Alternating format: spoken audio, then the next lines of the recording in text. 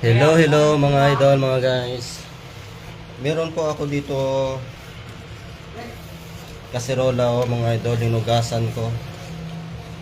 Ibibigay po natin ito sa homeless ng taga Malaysia mga idol para mapaglutuan na niya ng kanin, bigas. Kasi wala po siya mapaglutuanan. Sayang dito kasi hindi ko naman ginagamit. Kaya ibibigay na lang po natin sa homeless ng taga Malaysia guys. Nakita ko kanina doon. Nakita ko yung sitwasyon niya guys, kaya ibibigay na lang po natin. Dito lang po siya nagluluto guys ng bigas. Kanin para kainin niya guys.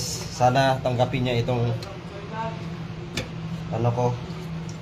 I-offer ko sa kanya guys. Sana tatanggapin niya para dito na siya magluto.